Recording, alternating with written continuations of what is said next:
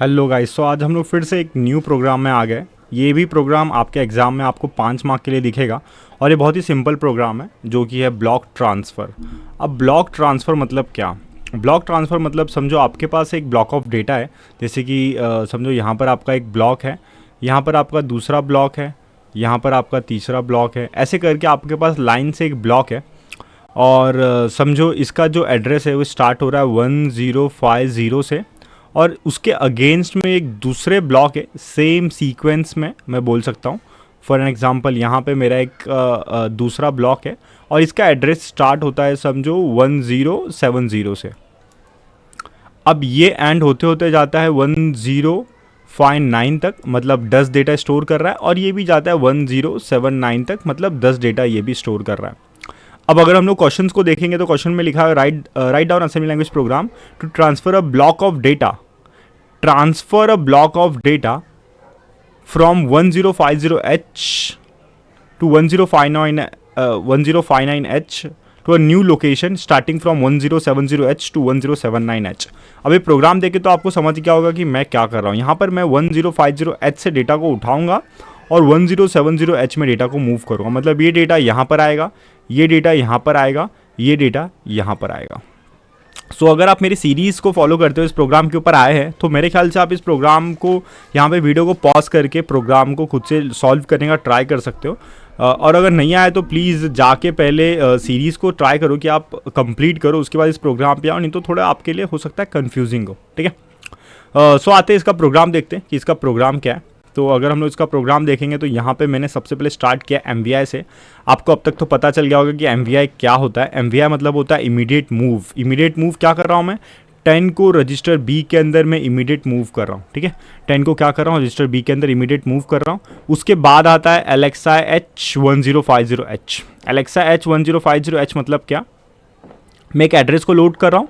For an example यहाँ पे मैंने 1050H एड्रेस को लोड किया और उसके अंदर मुझे समझो वैल्यू मिला 75। मुझे क्या वैल्यू मिला? 75। अब जैसे मैंने आपको बताया था, अगर हम लोग कभी भी किसी एड्रेस को लोड करते हैं तो हम लोग को कुछ ना कुछ वैल्यू मिलता है मेमोरी के अंदर।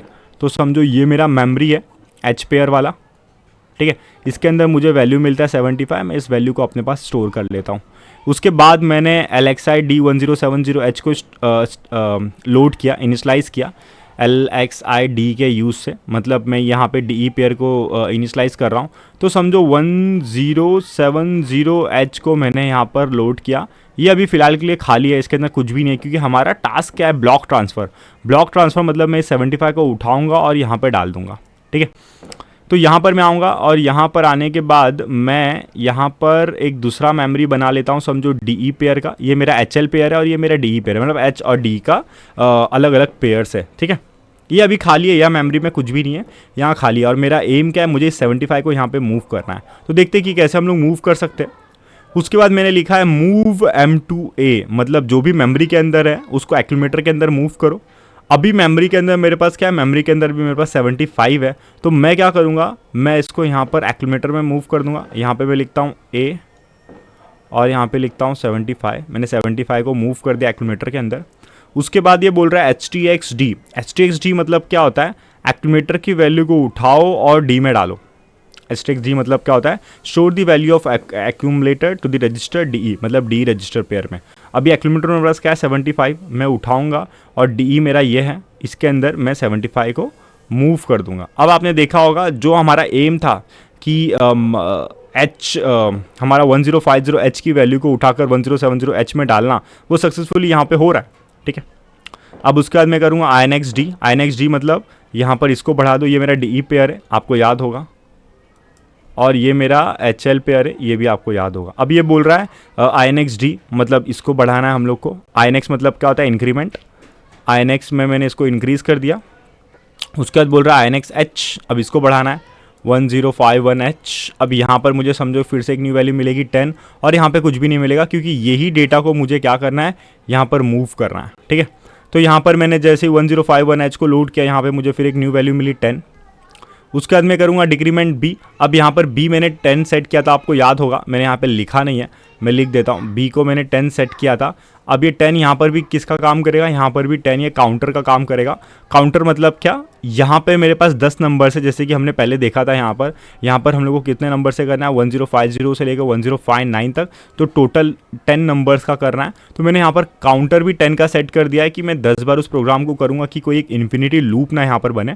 मैं यहाँ पर जैसे ही डिक्रीमेंट बी करूँगा, ये मेरा बी क्या हो जाएगा, 9 हो जाएगा। उसके बाद मैं करूँगा JNZ कॉन्ट। JNZ मतलब क्या होता है, jump if not zero to cont, मतलब अगर आपका B not equals to zero है तो आपको क्या करना है, आपको फिर से मूव करना है यहाँ पर, मूव M2A के ऊपर, जो कि हमारा कॉन्ट है, जो कि हमारा क्या है, कॉन्ट। कॉन्ट बेसिकली एक लेबल है, ठीक है। अब यहाँ पर आने के बाद मैं फिर से बोल रहा हूँ, मेमोरी की वैल्यू को एक्यूमुलेटर में मूव करो। मेमोरी में मेरे पास अभी 10 है, उसको मैंने एक्यूमुलेटर में मूव कर दिया। अब उसके बाद फिर से ये क्या बोलेगा, STXD, एक्यूमुलेटर की वैल्यू उठाओ और डी में डालो। एक्यूमुलेटर में 10 है तो मैं डी में मैं क्या डाल दूंगा, 10 डाल दूंगा। उसके बाद फिर से सेम, इसको इंक्रीमेंट करना है, इसको इंक्रीमेंट करना है, और फिर से वो सेम प्रोसेस को करते जाना है। कब तक करते जाना है, जब तक आपका ये डिक्रीमेंट करने के बाद जो आपका बी है वो ज़ीरो नहीं होता। जैसे ही समझो, अब आप समझ गए कि मैं यहाँ पर क्या कर रहा हूँ। मैं यहाँ पर इंक्रीमेंट कर रहा हूँ एड्रेस को, जो भी वैल्यू मिल रही है उसको एक्यूमुलेटर में मूव कर रहा हूँ, और एक्यूमुलेटर से वैल्यू फिर डी में डाल दे रहा हूँ, ठीक है। मे बी आपको ये वीडियो नहीं समझा होगा यहाँ पर, तो आप थोड़ा सा पीछे जाकर फिर से इस वीडियो को समझने का ट्राई करो, ठीक है। उसके बाद ये होने के बाद क्या करूँगा, ये होने के बाद मेरा काम खत्म। मुझे कुछ भी आंसर वगैरह कहीं पे स्टोर करने नहीं बोला था क्वेश्चन के अंदर। मुझे बस बोला था कि जो भी 1050H से 1059 तक H तक की वैल्यू है उसको 1070H से लेके 1079H तक मूव करना है, ठीक है। तो मैंने वो कर दिया, बेसिकली कॉपी कर दिया मैंने यहाँ पर। अब उसके बाद लास्ट में यहाँ पर हॉल्ट दे के मैं इस प्रोग्राम को क्लोज कर दूँगा। आई होप आपको ये वीडियो पसंद आया होगा। प्लीज़ चैनल को सब्सक्राइब कर लो, वीडियो को लाइक कर देना और अपने दोस्तों के साथ शेयर करना जिसको इस वीडियो को ज़रूरत हो। Thank you so much.